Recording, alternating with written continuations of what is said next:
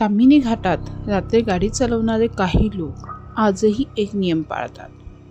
कितीही पाऊस असो, कितीही मदतीची गरज वाटली तरीही पांढरा रेनकोट घातलेल्या माणसाला ते कधीच लिफ्ट देत नाहीत. येस, तुम्ही गुगल केलं तरी तुम्हाला ही माहिती मिळेल.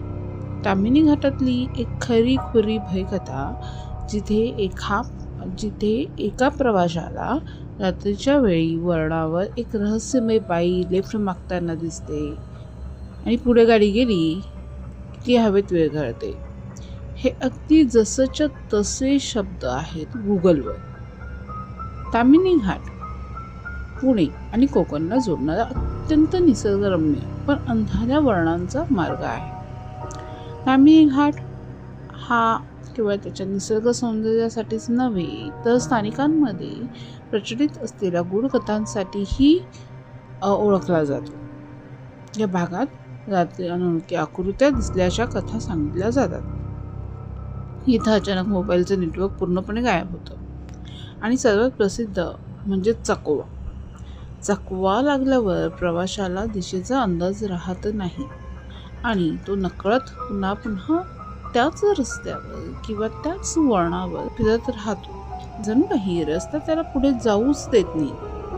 अशा अनेक कथा आजही ताम्हिणी घाटातील स्थानिकांच्या बोलण्यात ऐकायला मिळतात.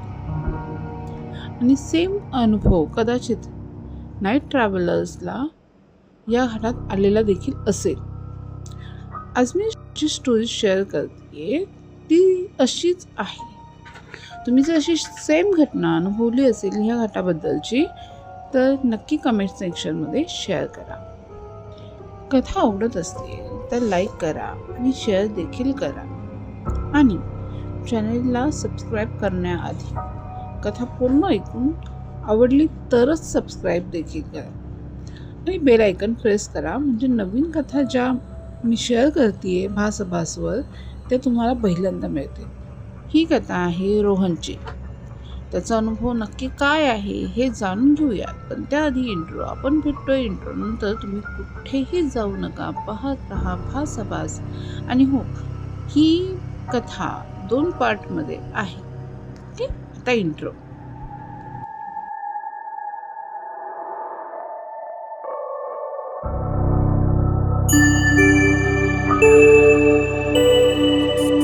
नमस्कार, मी सावली. मी त्या कथा सांगते ज्या आपण ऐकतो पण मनात कुठेतरी दाबून ठेवतो.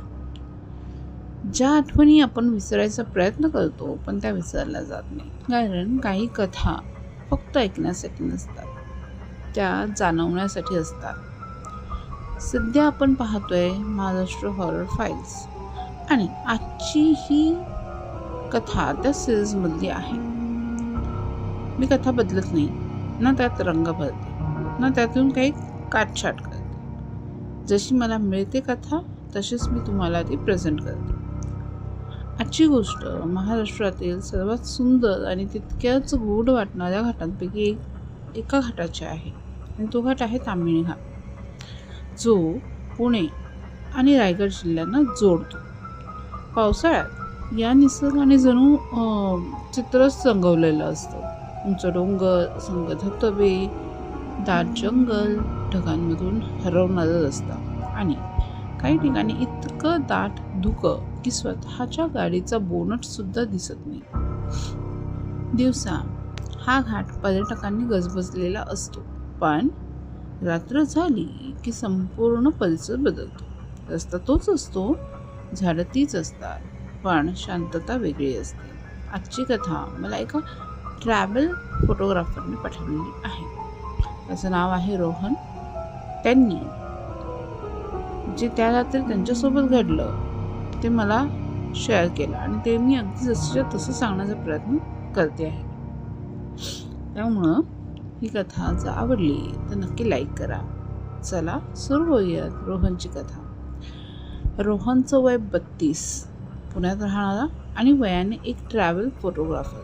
महाराष्ट्रातील किल्ले, घाट, जंगल आणि पावसाळ्यातील निसर्ग हे त्याच्या कॅमेऱ्याचे आवडते विषय आहेत.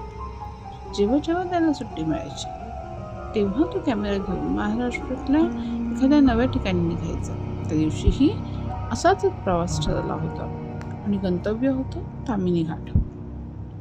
पुणे आणि रायगड जिल्ह्यांना जोडणारा हा घाट पावसाळ्यात एखाद्या स्वप्नासारखा दिसतो, बरोबर. त्यामुळं इकडचे ढग, धुकं, उंच डोंगर आणि प्रत्येक वळणावर कोसळणारे धबधबे. दिवसा हजारो पर्यटक इथे फोटो काढण्यासाठी येतात. पण स्थानिक लोक एक गोष्ट नेहमी सांगतात, ताम्हिणीचा घाट दिवसा जितका सुंदर दिसतो तितकाच तो रात्री अनोळखी वाटतो. राहुलला अशा गोष्टींवर कधीच विश्वास नव्हता. त्याच्यासाठी प्रत्येक गोष्टीला तर्क असायचा. तो सकाळी लवकर पुण्यातून निघाला. दिवसभर त्याने घाटात अनेक ठिकाणी फोटो काढले. धुक्यात हरवलेले डोंगर, लाल मातीवरून वाहणारे पाण्याचे छोटे प्रवाह, रस्त्याच्या कडेला उभे असलेले प्रचंड वृक्ष आणि सतत कोसळणारा पाऊस. संध्याकाळ झाली तसं वातावरण बदलायला लागलं. पर्यटकांची गर्दी कमी झाली. धबधब्यावरचा गोंगाट थांबला. चहाच्या टपऱ्या एकामागून एक बंद होऊ लागल्या. आकाश आणखीन काळवंडलं. रोहनने कॅमेरा बॅगेत ठेवला. त्यावेळी घड्याळात रात्रीचे 9:40 झाले होते. पण त्यांनी कॅल्क्युलेशन केलं, जर मी आत्ता निघालो तर 11पर्यंत पुण्यात पोहोचेन. असं स्वतःशी म्हणत त्याने त्याची गाडी चालू केली. पाऊस आता आणखीन जोरात पडत होता. वायपर पूर्ण वेगाने चालू होता. तरीही समोरचा रस्ता स्पष्ट दिसत नव्हता. घाटातलं धुकं कधी समोरून यायचं तर कधी गाडीला पूर्ण वेढून टाकायचं. मोबाईलला नेटवर्क नव्हतं. रेडिओवर फक्त डिस्टर्बन्स ऐकू येत होता. गाडीत फक्त इंजिनचा आवाज आणि बाहेर मुसळधार पाऊस. साधारण 20 मिनिटं झाली असतील. रोहनला रस्त्याच्या कडेला एक छोटंसं चहाचं दुकान दिसलं. दुकान जवळजवळ बंद होतं. फक्त एक वृद्ध माणूस कंदील उचलण्याची तयारी करत होता. रोहनने विचार केला, 2 मिनिटं थांबूयात, गरम चहा मिळाला तर बरं वाटेल. त्याने कार बाजूला लावली, दार उघडलं आणि त्या टपरीकडे चालत जाऊ लागला. तेव्हा त्याला अजिबात कल्पना नव्हती की पुढची 5 मिनिटं त्याचा संपूर्ण प्रवास बदलून टाकणार होती. तो त्या दुकानाजवळ पोचला आणि त्या वृद्ध माणसाला म्हणाला, काका, एक चहा मिळेल का?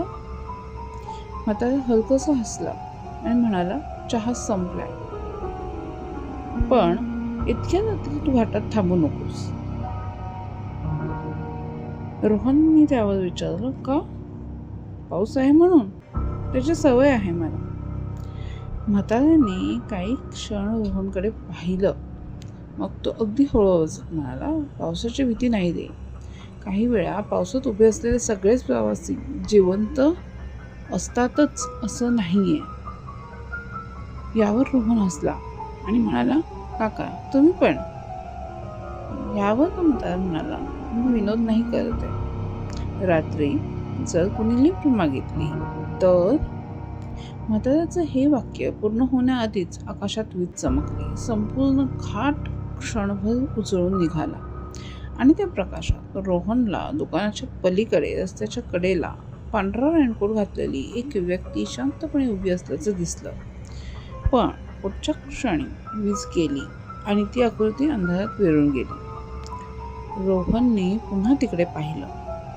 तिथे कोणीच नव्हतं. त्याने स्वतःलाच समजावं, कदाचित प्रकाशाचा भास झाला असेल. तो कारमध्ये बसला. त्याने इंजिन सुरू केलं आणि ताम्हिणी घाटाच्या आणखीन खोल अंधारात तो एकटाच पुढे निघाला. गाडी हळूहळू पुढे सरकत होती. पावसाचा जोर अजून वाढला होता. वायपर पूर्ण वेगाने चालू असूनही समोरचं धुकं हटत नव्हतं. रोहनने स्पीड कमी केला. रस्त्याच्या दोन्ही बाजूला उंच झाडं, त्यामागे खोल दरी आणि मधूनच कोसळणाऱ्या धबधब्यांचा आवाज. या शांततेत अचानक त्या दूरवर एक हलकीशी पांढरी आकृती दिसली. सुरुवातीला त्याला वाटलं धुक्याचा भास असेल, पण गाडी जवळ येत गेली तशी ती आकृती स्पष्ट दिसू लागली. रस्त्याच्या कडेला एक माणूस उभा होता. पांढरा रेनकोट, डोक्यावर हुड, चेहरा पूर्णपणे झाकलेला. तो काही हलत नव्हता. तो फक्त रस्त्याकडे पाहत उभा होता. रोहनच्या मनात वृद्धाचं वाक्य चमकलं, जर कोणी लिफ्ट मागितली तर थांबू नकोस. तो पुढे निघून जाणार तितक्यात त्या माणसाने हळूच हात वर केला. लिफ्ट. रोहनने ब्रेक दाबला. मनात विचार आला, एवढ्या पावसात हा माणूस इथे एकटाच काय करत असेल. पण त्याने मागचा दरवाजा अनलॉक केला. तो अनोळखी माणूस काहीही न बोलता गाडीत बसला. दार बंद झालं. गाडी पुन्हा सुरू झाली. रोहनने आरशातून मागे पाहिले. तो प्रवासी शांत बसला होता. त्याचा चेहरा अजूनही दिसत नव्हता. गाडीत एक विचित्र शांतता पसरली. रोहनने वातावरण हलकं करण्यासाठी विचारलं, कुठपर्यंत जायचं आहे. त्याला काही उत्तर मिळालं नाही. पुन्हा त्याने दुसऱ्यांदा विचारलं, तरीही उत्तर नव्हतं. फक्त गाडीत पावसाच्या थेंबांचा आवाज आणि एसी मधून येणारा थंड वारा. काही मिनिटांनी रोहनने FM रेडिओ सुरू करण्याचा प्रयत्न केला. त्यात त्याला फक्त डिस्टर्बन्स ऐकू आला. त्याने मोबाईल उचलला. नोटीस केलं नो सर्व्हिस. त्याला आश्चर्य वाटलं, कारण काही वेळापूर्वी टपरीजवळ थोडंसं नेटवर्क होतं. आता मात्र पूर्ण गायब. त्यांनी सहज रिअर व्ह्यू मिररमध्ये पाहिलं. प्रवासी तसाच बसला होता, पण त्याची नजर सरळ रोहनकडेच होती. त्याला अजूनही मूडमध्ये लपलेला. तरीही कोणीतरी आपल्याला सतत पाहतंय अशी विचित्र जाणीव त्याला होती. रोहनने नजर परत रस्त्यावर वळवली. गाडी पुढे जात राहिली. तेवढ्यात डॅशबोर्डवरचा वेळ चमकला. 11:47 रात्रीची. क्षणभर स्क्रीन बंद झाली आणि पुन्हा सुरू झाली. रोहनने पुन्हा वेळ पाहिली. 11:47 PM. 1 मिनिटही पुढे गेलेला नव्हता. त्याच्या कामावर, त्याच्या कपाळावर आता घाम आला. त्याने पुन्हा आरशात पाहिलं. त्यावेळी मागची सीट रिकामी होती. रोहनने घाबरून ब्रेक दाबला. गाडी थांबली. तो मागे वळला आणि त्या क्षणी मागच्या सीटवर अतिशय मंद आवाज आला. गाडी का थांबवली. बस आज इतकंच. स्टोरीमध्ये पुढे काय होतं हे जाणून घेण्यासाठी पाहत राहा महाराष्ट्र हॉरर फाईल्स भासाभासवर. आणि स्टोरीज आवडत असतील तर लाईक, शेअर करा आणि सबस्क्राईब करायला विसरू नका. भेटू आपण या कथेच्या पुढच्या भागात. तुमचेच असे काही एक्सपिरियन्स असतील तर मला शेअर करू शकता भासाभासच्या मेलवर, जो मी डिस्क्रिप्शनमध्ये दिलेला आहे. तुम्हाला जर काही चेंजेस हवे असेल तर ते कमेंटमध्ये सुचवू शकता. पुढचा भाग उद्या येईलच, तो मिस करू नका. आणि हो, काळजी घ्या.